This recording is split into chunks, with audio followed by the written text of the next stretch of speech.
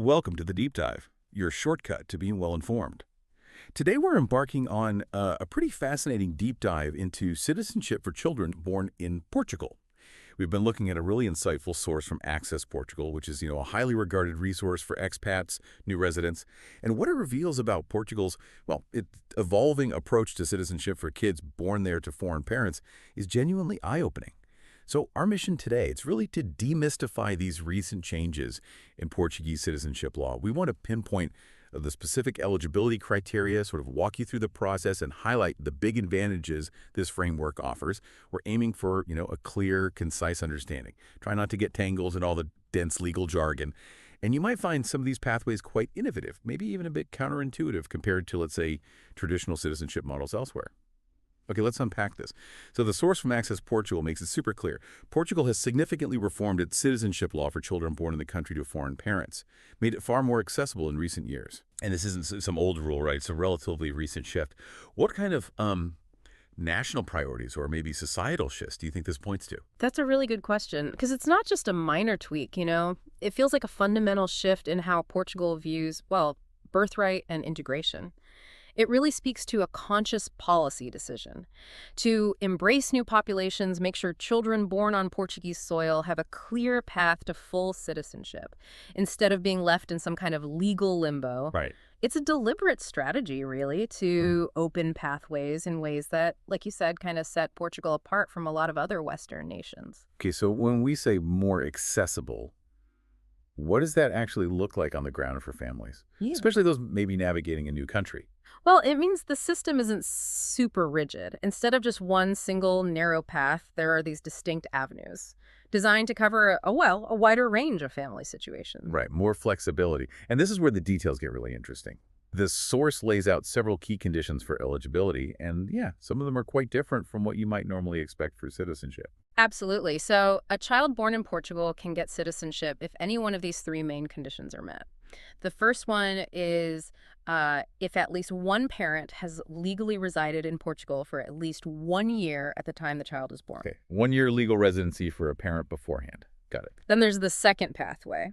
And this one's really noteworthy. It's if at least one parent resides in Portugal, and this is key, with or without formal legal status, for at least 1 year. Whoa, okay. With or without legal status, that's huge. It is. And then the third pathway, which is also pretty forward-thinking, is if the child completes at least 1 year of preschool education or, any level of basic, secondary, or professional education in Portugal. Okay, let's circle back to that second point for a sec. Yeah. Parents residing there, even without formal legal status. Mm-hmm. That's striking. What are the broader implications of that? It feels like it challenges a lot of common ideas about residency and citizenship. It really does. I mean, this provision, it basically acknowledges that people can be present, they can be actively contributing to Portuguese society, even if their own paperwork isn't fully sorted yet. It prioritizes the child's connection to where they were born. It fosters integration, right from day one. Okay. And then when you look at the education pathway, that really highlights how social integration, through school can be a direct route to citizenship. Just imagine a family maybe living in Portugal for years, perhaps without fully formalized status, but their child is thriving in the local school system. Right. This pathway directly addresses that kind of, real-world situation. Yeah. It underscores how a society can define belonging beyond just parental status or strict legal residency time. That is a powerful message. Okay, so let's say a family figures out they're eligible through one of these routes. What are the actual steps? What's the application journey like? Is it, pretty straightforward? It's actually quite clear-cut based on the source. You'll need the child's birth certificate, obviously, from the Portuguese Civil Registry. You'll need evidence the parents have resided in Portugal, so residence permits or other proof. Like utility bills or rental agreements, maybe? Potentially, yeah. Proof of address, their identification documents, of course, any relevant school records if you're using that education pathway. Makes sense. And naturally, the completed application form. The process itself follows some pretty logical steps. First, make sure the child's birth is registered in Portugal. That's step one. Okay. Next, carefully gather all the documents proving eligibility under whichever pathway applies. Then you submit the application at a civil registry office, and you pay the application fee. Right, there's usually a fee. Yep. After you submit, you wait for processing, which, surprisingly, the source says typically takes only about 3 to 6 months. 3 to 6 months. Wow, that actually seems quite efficient for citizenship. It really does, compared to many other places. Definitely appealing. So once it's approved, you get the citizenship certificate. And from there, you can apply for the child's Portuguese ID card and passport. And speaking of broad accessibility, Mm. you mentioned it's not just for newborns. The source mentions special provisions for older kids and young adults. That sounds really important. Exactly. That's another crucial piece.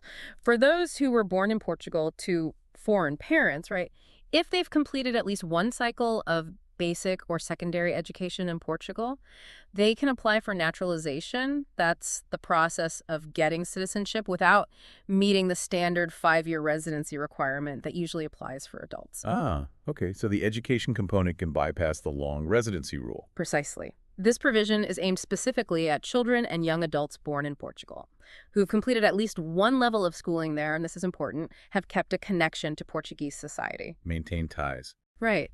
And if we connect this back to the bigger picture, it just underscores Portugal's deep emphasis on educational integration as a real pathway to belonging. It shows that investing in the country's social fabric through schooling can actually count more than just strictly ticking off years of residency. That's fascinating. So let's bring it all together then. What are the concrete advantages for you, the listener, or someone you know thinking about this? Well, the source lists several really compelling benefits. As you noted, there's the relatively quick processing time compared to many other global pathways. Yeah, 3 to 6 months is fast. Crucially, there's no language requirement for minors. That removes a huge hurdle that often delays or complicates things elsewhere. Big one, especially for kids. Absolutely. It also creates a strong foundation for family reunification. Meaning, once the child gets citizenship, their status can often help parents or other close family apply for residency, maybe even citizenship themselves later on. Oh, interesting. So it helps the whole family, potentially. It can definitely streamline what's usually a very complex process, and maybe most importantly, it grants full citizenship rights from a very early age, allowing these children to be fully integrated, fully part of Portuguese society right from the start. Yeah, that point about no language tests for minors and full rights early on. Yeah. It really lets these kids just seamlessly become part of things, sets them up for success right away. So just to quickly recap our deep dive here, Portugal has definitely created some surprisingly accessible and quite diverse eligibility paths for kids born there to foreign parents. From parental residency even, remarkably, without formal legal status to a child integration through school. There are multiple progressive ways in, and the advantages seem pretty clear. Quicker processing, no language hurdles for the kids, and a solid foundation for their future in Portugal. And, this does raise a broader question, maybe something for you to think about. Beyond just the practicalities of these rules, what does it actually signify when a nation embraces birthright citizenship and educational integration like this? What does it say about its vision for future generations and, well, its place in our dynamic, globalized world today? Indeed, that's definitely something worth pondering as we watch how different nations are adapting in the 21st century.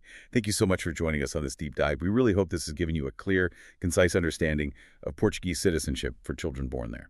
Until next time.